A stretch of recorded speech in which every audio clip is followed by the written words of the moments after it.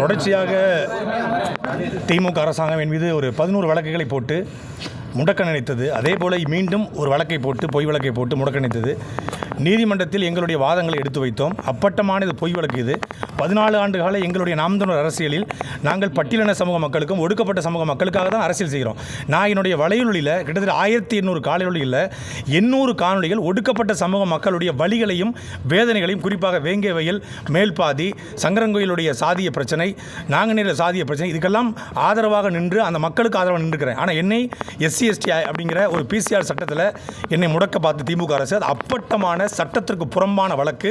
அந்த பாடல், நான் பாடிய பாடல் என்பது அதிமுக 31 ஆண்டு காலமாக அதிமுக தேர்தல் பிரச்சாரங்களில் பாடப்படுற பாடல், சமூக வலைதளங்களில் இருக்கிற பாடல். அதை நான் மேற்கோள் காட்டி பாளையங்கோட்டை சிறைநிலை அப்படிங்கிற பாடல் மூலமாகவும், உதயநிதி அப்படிங்கிற பாடல் மூலமாகவும் திமுக கட்சியை வளர்த்தது. அப்படி இப்படி ஒரு பாடல் இருக்குது. இதை அண்ணன் சீமான் பாடியிருக்காரு.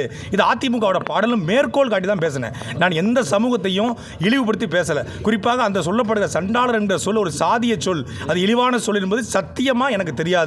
அதை நான் இன்றைக்கு தான் புரிந்து கொண்டேன். ஆனால் அந்த வார்த்தையை பயன்படுத்தி என் மீது வழக்கு போட்டாங்க. மாண்புமிகு நீதியரசர் அவர்கள் நேர்மையில் நின்று இந்த வழக்கு செல்லாது என்று என்னை விடுதலை செய்திருக்கிறார். இந்த FIR போட்டதை ஏற்றுக்கொள்ள முடியாதுன்னு சொல்லியிருக்கிறார். அவருக்கு நாங்கள் ரிமாண்ட் பண்ண முடியாதுன்னு சொல்லியிருக்காங்க. இந்த வழக்கை உடனடியாக இந்த FIR நாங்கள் நீதிமன்றத்துக்கு போய் குவாஷ் பண்ணுவோம். அதே போல் திமுக அரசாங்கம் இப்படி பேசுகிற நபர்களை எல்லோரையும் முடக்கிவிட்டால் இடிப்பாறை இல்லா ஏமாற மன்னன் கெடுப்பார் இலானும் கெடுங்கிறது போல யாருமே பேசக்கூடாது நினைக்கிறது அப்பட்டமான அடக்குமுறை. நீங்கள் பாஜகவை பார்த்து பாசிசம்னு சொல்கிறீங்க. நீங்கள் எனக்கு பண்ணதுக்கு பேர் என்ன? இன்றைக்கி என்னுடைய இன்னோவா கிறிஸ்டா காரை திட்டமிட்டு என்னோட காரில் அழைச்சி வந்தாங்க. டெம்போ டாலரை தான் அரெஸ்ட் பண்ணி கூட்டு வரோம். எனக்கு அழைப்பானை அதாவது அழைப்பானை F41 சம்மன் கொடுக்கப்படலை. நான் குற்றாலத்தில் பதுங்கியிருந்தா சொல்கிறேன். நான் என் வீடு கெட்டுவதற்காக வீராணத்துக்கு சொந்த ஊருக்கு போயிருந்தேன். புதுசாக கார் வாங்கி சொல்லி எங்கள் ஊர் அம்மங்கோயிலில் போயிட்டு மாலை போடுறதுக்காக போயிருந்தேன். அங்கே குற்றாலத்தில் குளிச்சுட்டு தங்கியிருக்கும் போது காலையில் செக் அவுட் பண்ணி ஊருக்கு போகும்போது வம்படியாக என்னோட 2 செல்ஃபோனையும் பறிச்சாங்க. இந்த வழக்குக்கும் என் செல்ஃபோனுக்கும் எந்த சம்மந்தமும் கிடையாது. நான் பேசுனது பொது மேடையில், அது எல்லா ஊடகத்திலையும் அவைலபிள் இருக்குது. ஆனால் என் செல்ஃபோனை பறித்து வம்படியாக ஏன் காரில் என்னை கூட்டு வந்தாங்க. கூட்டு வரும்போது அந்த ஓட்டுநர் முழுமையான போதையில் இருந்தார். போதையில் தூக்கத்தில் இருந்து திட்டமிட்டு சிறுலிருத்தூர் பக்கத்தில் என்னை விபத்துக்குள்ளாக பார்த்தாங்க. ஆனால் அது அந்த நேரத்தில் என்னுடைய ஓட்டுநர் பின்னாடி இருந்து எச்சரித்தார். மீண்டும் மதுரை பக்கத்தில் என்னுடைய வாகனத்தை நீங்கள் பார்த்தா தெரியும். படம் பிடிச்சி தயவு செய்து ஊடகங்கள் போடுங்க. ஒரு ஊடகவியலாளருக்கு, ஒரு கட்சியினுடைய பேச்சாளருக்கு உயிருக்கு ஆபத்து இருக்கிறது. என்னை திட்டமிட்டு இந்த அரசாங்கம் கொலை செய்ய பார்த்தது. மதுரை பக்கத்தில் விளாங்குளம் அப்படிங்கிற அந்த டோல்கேட்டு பக்கத்தில் காவலர் கொண்டு போய் ஒரு கார் மேலே போதுவாக பின்னாடி இருக்கிற லாரி என் கார் மேலே மோதி எனக்கு முதுகு வலி, என் டிரைவருக்கு தலைமுழுக்கு அடிபட்டு இருக்கிறது. அந்த வண்டி அதுக்கப்புறம் உடஞ்சதுக்கு பிறகு திருப்பி டெம்போ டாலரில் என்னை ஏற்றிட்டு வராங்க. முழுக்க இந்த அரசாங்கம் என்னை கொலை செய்ய பார்க்கறது. இந்த அரசியலும் எனக்கு உயிருக்கு பாதுகாப்பு இல்லை. தயவு செய்து நீதிமன்றங்கள் எனக்கு உயிருக்கு பாதுகாப்பு கொடுக்கணும்னு நான் கேட்டுக்கிறேன். ரிமாண்டர் ஏற்றுக்க முடியாதுன்னு சொல்லியிருக்காரு. நாங்கள் நீதிமன்றத்துக்கு உடனடியாக நாளைக்கு போகிறோம். இந்த FIR குவாஷ் பண்ணி இந்த FIR செல்லாதுங்க.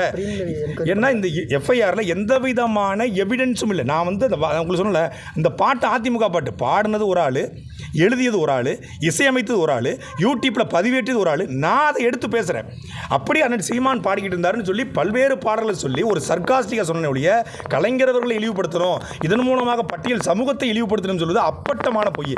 நான் எப்படி பட்டியல் சமூகத்தை இழிவுபடுத்துவேன்? நானே ஒரு சாதி மறுப்பு திருமணம் செஞ்சு என் பிள்ளைகளுக்கு இதுவரைக்கும் சாதியை சொல்லாமல் தமிழ்னு வளர்த்துக்கிட்டு இருக்கேன். நாங்கள் தமிழர்களாக ஒன்றிணைங்கிறோம். நான் மட்டும்தான் பரந்தூரில் படையாச்சியும் பறையரும் பாதிக்கப்படுறாங்க இந்த அரசாங்கத்தால் அப்படின்னு 2 சமூக மக்களுக்கும் ஆதரவாக நின்று 2 வரையும் ஒற்றுமைப்படுத்துகிறோம். நாங்கள் எப்படி குறிப்பிட்ட சமூகத்துக்கு எதிராக இருப்போம்? அப்போ இந்த வழக்கே பொய்.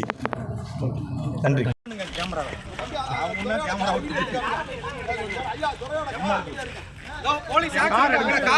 கார் எடுத்து போடுங்க. என் காரை என்ன பண்ணி பாருங்க. பின்னாடி போங்க, பின்னாடி பாருங்க. உடைச்சு காரை பின்னாடி லாரியை கொண்டு வந்து